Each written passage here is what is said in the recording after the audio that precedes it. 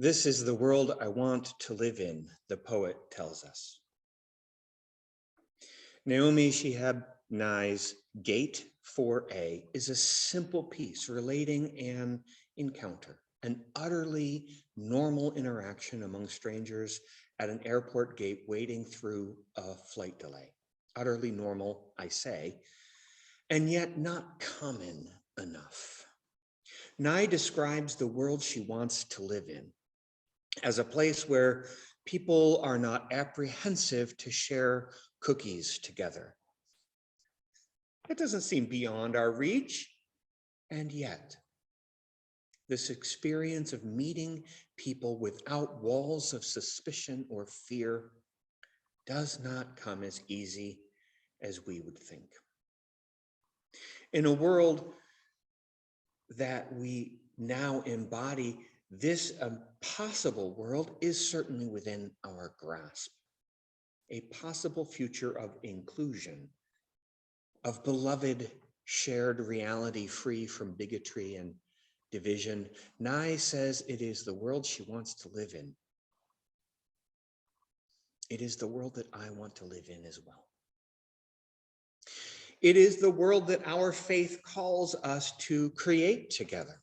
We Unitarian Universalists have beloved community threaded through our diverse theologies. We have compassion and inclusion woven into our principles and our mission statements. We say God is love and all are welcome, and there is no bar separating us from the holy, and everyone is kin. We know the world does not actually work that way. And so we are called to bring more justice, to refuse hate and division, to bind up the broken, to be allies to the downtrodden, to make a beloved community a little more true today than it was yesterday.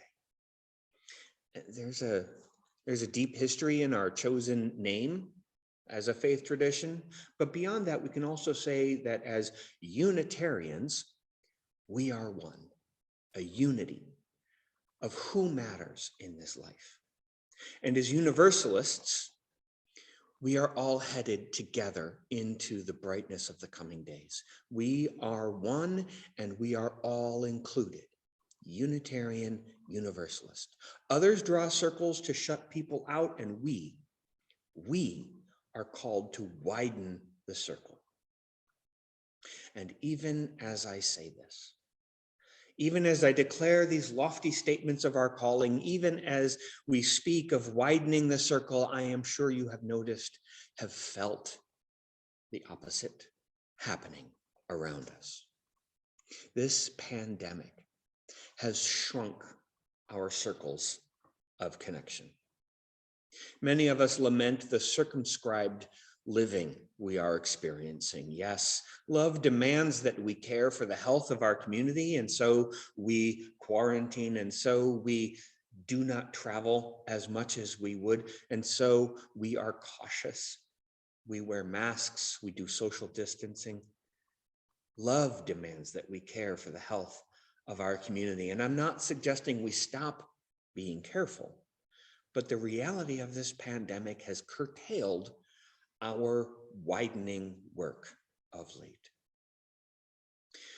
We were open and in person for a few months in the fall, but with winter, we again suspended all in-person gatherings for a time.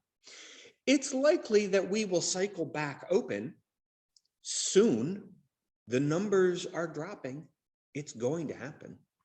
It's also likely that we will at some point again close. We don't know for certain, but if we are to keep both our commitment to health and science, as well as our commitment to live our calling, we will need to keep being creative in how we do this. And so our circle of attention is a bit of a moving target, and sometimes it shrinks. This pandemic time has been hard on our social activism. For example, we have not had as many rallies and public events Since the pandemic, it's hard to organize a people who cannot gather together in person. It's also been hard for visitors. It's been hard for visitors to get a handhold among us. We've had some staff transitions, and we've not been paying attention the way we used to. It's hard to welcome people into the worship service when we're doing this online. It's also been difficult for long-term members. Many of our elders and others who have been around a long time are struggling to stay connected online. It's a different kind of work to stay connected online. It's hard to feel heard, to feel valued. Our circle has shrunk. It's been hard to do things with this pandemic. There has been loss and isolation in this time. It's hard to not feel disheartened by this. It feels like we're not living up to our great calling to widen the circle, to live our mission as a congregation. And in the face of that, it's hard not to judge our community, my leadership, our faithfulness as a people, when we see how we have not been widening the circle lately. So what are we going to do? Let me tell you a story. I saw a short video recently that got me thinking. In the video, jazz musician Herbie Hancock is talking about an experience he had over 50 years ago when he was playing in the Miles Davis Quintet. This was back in the 60s. The group was playing a set, and Hancock says at one point, he was on the piano, he played a chord, and it was wrong. It sounded bad. But there they were, live on stage, playing a jazz set. And he thought he had just ruined the piece. He had just ruined the whole night. But Miles Davis just paused for a moment, listening. And then he played a few notes on his trumpet that rescued the music, fitting that chord into what was happening. Herbie Hancock looks at us on that video and he says, he played some notes and he made my chord right. He said it took him years to figure out how Miles had done that. Here's what he figured out. He said, I judged what I had played. Miles didn't. Miles just accepted it as something new. Herbie Hancock said that the gift of a good jazz musician is to take anything that happens and work it into something of value. A wrong chord is not the end of the song. A wrong chord or a mistake is not the last word on what matters. In religious life, we say something similar. We say, don't put a period where God has put a comma. God is not done with what we are going through. The Spirit, the Holy, is still moving through every situation, even this one that we are in the middle of right now. So what's next? There are so many things that could happen next. A mistake, a wrong note, a bad situation is not the end of the story, ever. What's next? It feels like this pandemic is like a massive boulder that has landed in our path. I know I'm switching metaphors all of a sudden. Work with me. In our otherwise clear and perfect path forward, we were chugging along. We had this building renovation. We were hosting a series of interfaith meetings in the community. We were involved in the Black Lives Matter movement. We had some great youth and young adult ministry going on. We were looking to expand our partnership with a community meal program across town. We had plans, and then this boulder landed in our path. Now we have to deal with this boulder in our path. And it seems like dealing with this boulder is all we can do.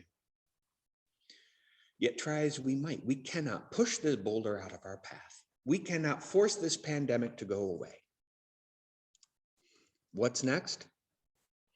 What notes can we play to make the chord right? I don't know the answer to that. I'm not the Miles Davis of the liberal church. I have been listening and I've been playing what notes I can. And I know many of you have been doing so as well. We are not going to turn this around in an instant, the way Miles did, the way Miles Davis could. But when we think of that other metaphor, the boulder in our path, maybe we can imagine how we keep trying. We keep working on it. With perspective and imagination, we can find a way. This is not about the response of a few quick notes played in the moment. This is going to take some longer work to deal with this boulder. So we ask, can we work with this boulder? Can we build around it? Can we climb atop it to get some perspective? Can we decorate it? Can we learn its story? Can we use its strength? Can we incorporate even this boulder into the landscape of our loving? I am convinced we can still live our mission and our calling with this boulder, with this pandemic in our path, and I'll tell you why.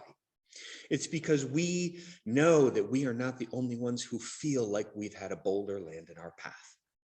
We are not the only ones feeling this frustration and this isolation. This pandemic has hit us all. And here's the important part. This leads us to empathize with the difficulty and the suffering of others. Our experience leads us to widen our circle of care and concern. If we will let it, this is how we deal with the boulder. We see that it has landed on everyone. The refugees fleeing Afghanistan's horrors and seeking an opportunity to live without fear and the threat of violence in our country have experienced this pandemic, this boulder, and so much more. We can be part of the community of people offering help to the refugees. The communal trauma wrought against Black lives in our country and the systemic racism haunting and harrowing so many aspects of our society can be overwhelming. We can become allies and anti-racists together to witness for a better way forward for people of color in our country and for all. The countless people living one medical emergency away from bankruptcy in our country, and all those who have already suffered that particular injustice are drowning. We can step up as advocates of a more just and fair medical insurance system, and we can partner with those seeking to directly support people suffering in this way right now. Homelessness, hunger are real problems in our county. Anti-Semitism is alive even locally.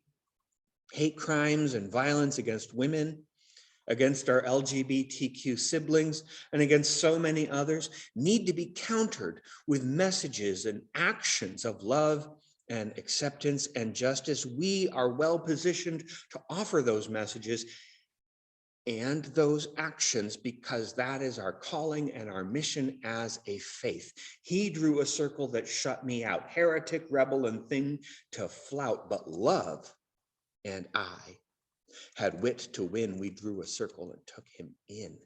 We are called to widen every circle we are in, to reach for those on the margin and draw them into the center.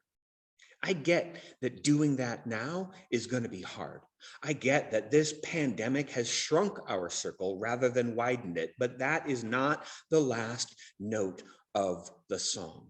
That is not how the story ends. Yes, we have a boulder in our path, but we can pause and we can listen to the chord that sounds wrong, hear the discord,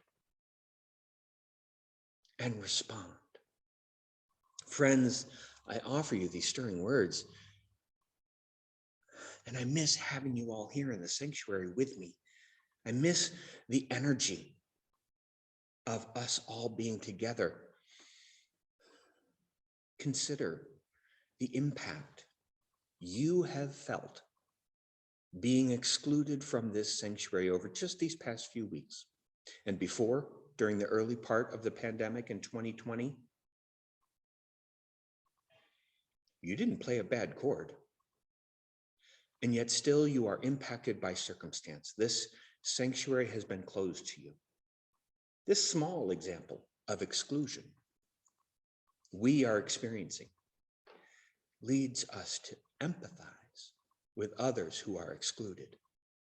This space, this room is important, an important part of our identity as a faith community.